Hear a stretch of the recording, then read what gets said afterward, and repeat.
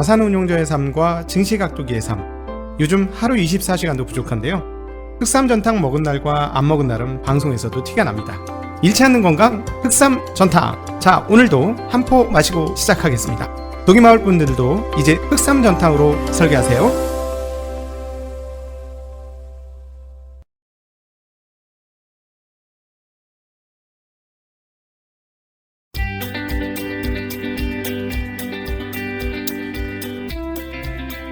가기사는 증시각도기. 안녕하십니까, 증시각도기 시청자 여러분, 투자자 여러분. 9월 8일 수요일 아침 미국 마감 시간이 돌아왔습니다. 네, 항상 행복한 한 하루 되시기를 빌고요.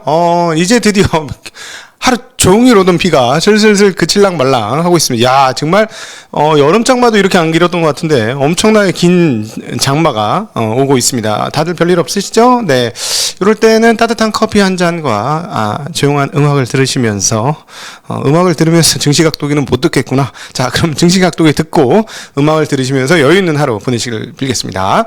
자, 오늘 정말 재미난 시장이 펼쳐졌어요. 이게 뭐지? 라는 생각이 들었어요. 이게 뭐지? 사실 오늘 정말 미안하게도 주식시장 입장에서는 뭐 별로 관심이 없어. 주식은 관심이 없다. 주식은 관심이 없고, 지금 다른 게 눈에 띄었죠. 먼저 비트코인이 폭락을 했습니다. 비트코인이 왜 폭락한 거야? 이거 도대체 뭐야? 하루에 10%씩이나 빠져? 뭐야? 했더니 엘살바도르,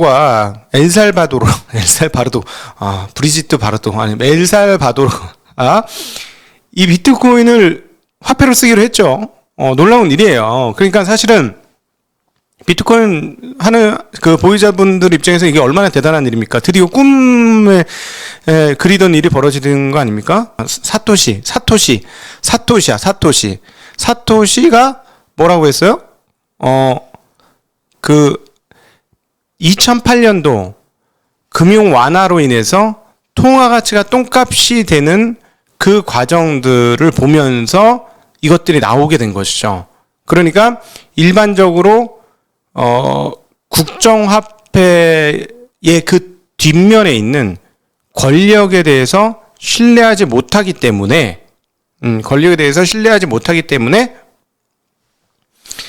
우리들만의 따로 그런 권력에서 이탈된 걸 만들자라고 한 건데, 이게 어떤 나라의 국정화폐가 됐다는 건 정말 놀라운 사실이잖아요. 근데 이게 좀 첫날 사고가 터졌습니다. 이 사고로 인해서 이게 뭐야? 기대감이 막 이렇게 올라갔는데 사고가 터지니까 꽝 하고 무너진 거죠. 그러니까 기대가 너무 커서 이거는 무너진 거라서 하루짜리 해프닝일 가능성이 일단은 커 보인다라고 봐야 될 것 같아요. 그러니까 엘살바도르 정부가 운영하는 비트코인 지갑 애플리케이션이 치보라고 합니다. 이 치보가 서버 폭주가 나면서 다운된 거예요. 근데 이게 이제 이렇게 된 거지. 비트코인이 가진 결정적인 단점이 드러난 거지. 왜냐면은 일반적인 통화는 이런 일이 별로 없고, 그다음에 정 안 되면 현금으로 주고받을 수가 있는데, 현금으로 주고받을 수가 없는 이런 상황에서 이런 일이 벌어지게 되니까 비트코인이 뭐지? 이런 생각을 하게 되죠. 그럼에도 불구하고 이거 비트코인한테 굉장히 큰 사건이라서 이거 하루짜리 폭락이다, 일단은 이렇게 보고 조금 생각을 해봐야 될 것 같아요. 이것과 연계되어서 뭔 일이 엄청나게 벌어졌냐? 그거 아니기 때문에 요거는 일단 해프닝이다. 그런데 이제 만에 하나 이 트래픽 잼 걸리는 게 지속적으로 계속된다 라고 하면 그건 조금 문제가 되겠죠? 네, 그건 조금 문제가 될 겁니다. 그러니까 어쨌든 기대감이 꺾인 것에 의해서 떨어진 것이다라고 해석하시는 게 가장 맞을 것 같고요. 근데 사실은 이제 우리 위험자산 투자하시는 분들 입장에서 더 오늘 재미난 부분은 따로 있어요. 이 비트코인도 비트코인이지만 더 재미난 부분은 뭐냐면요. 독일 분투체 채권 금리가 급등을 했다라는 것입니다. 놀랍게 급등을 하고 있어요. 이거가 조금 이상해. 근데 분투체만 오른 게 아니고요. 미국 10년물 국채금리도 꽤 많이 올랐다는 거예요. 지금 1.3 얼마일까요? 377이에요, 여러분. 많이 올랐죠? 1.4가 보이잖아요. 1.377. 네. 네. 이렇습니다. 자, 분투체 흐름, 일주일짜리 흐름 한번 보시죠. 자, 차트 준비했습니다. 저희 시스템이 옛날보다 많이 좋아져서 investing.com 자료인데요. 자, 보시면 일주일 동안 금리 어떻게 됩니까? 저 왼쪽 밑에는 마이너스 0.4예요. 근데 지금 마이너스 0.3까지 분투체가 올라왔어요. 마이너스 0.319인데요. 상당히 빠른 속도로 오르고 있죠. 하루에 오른 폭치고는 상당히 크게 올랐습니다. 자, 여기 보시면 하루에 오른 것 치고는 휙 하고 올랐어요. 저 마지막에 이렇게 쫙 올라간 게 하루짜리 그림이거든요. 하루짜리. 많이 올랐죠?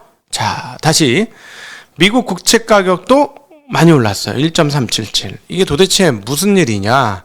근데 이 배경을 보면 더 웃긴 거야.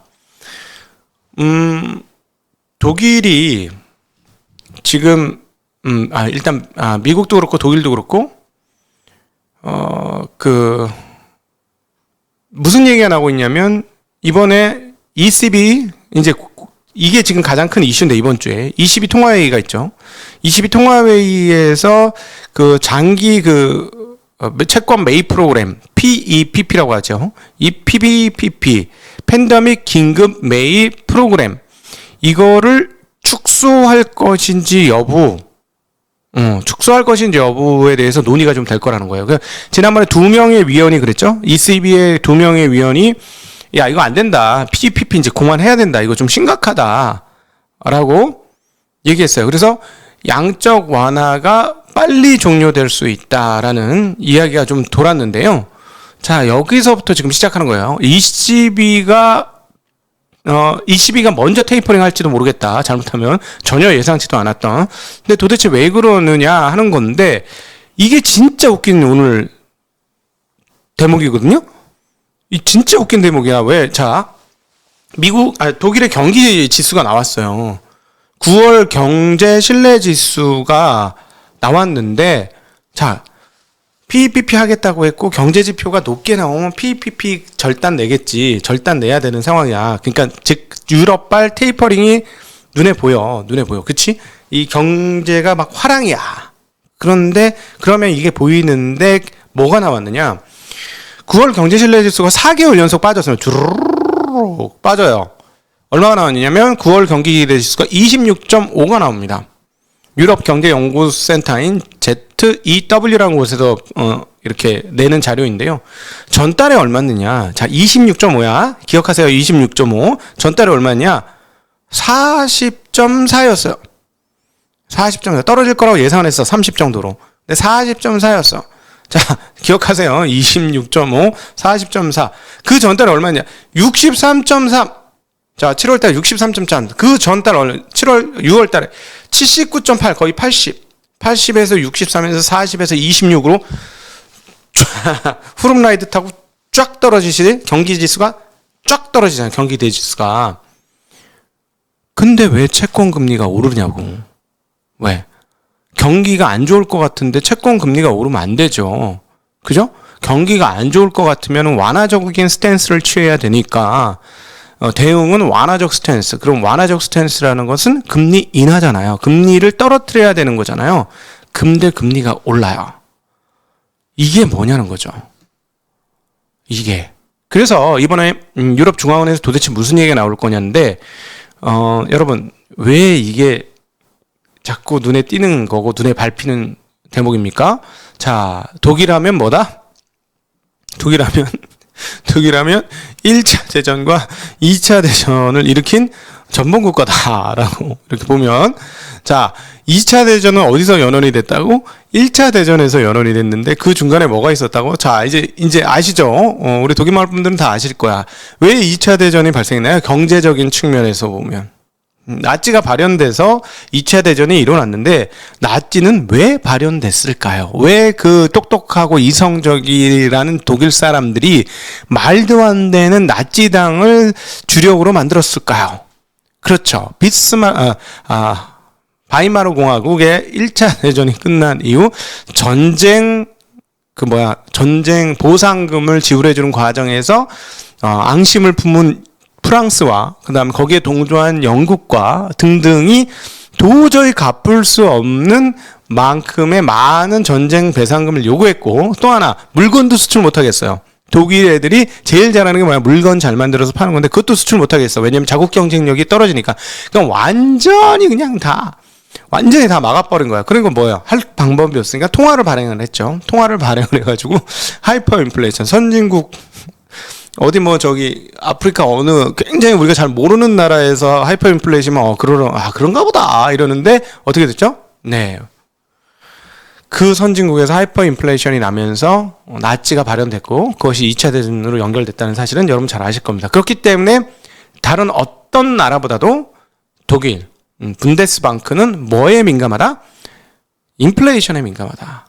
인플레이션. 그러니까 이번에 PPP 그만둬야 된다고 얘기하는 것 자체가 한번 얘기 나왔으면 이거 실행될 가능성이 상당히 높다. 미국에서는 매일 할게 안 할게 이러면서 도대체 형 그냥 해 지금 이런 분위기로 테이퍼링 얘기를 아주 이제 지겹다 할 정도로 할 듯 말 듯 막 이렇게 했는데 이 유럽에서 이런 얘기 나오면 이거 하는 거 아니야라고 했는데 지금 상황이 뭐냐?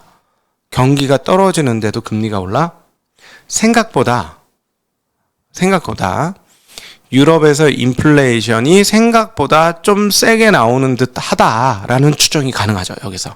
이게 오늘 진짜 재미난 대목이라고. 그러니까 독일 애들은 인플레이션에 얼마나 민감해요. 진짜 민감하잖아요. 국가적으로 민감한 애들이 독일이잖아요. 근데, 그러니까, 인플레이션 리트머스 종이 같은 거잖아. 바로 반응 오는 애들인데, 독일의 금리가 오른다는 건 생각보다 지금 독일의 인플레이션이 또 그로 인한 유럽의 인플레이션이 가시권에 접어들기 시작했다라고 보이는 거죠.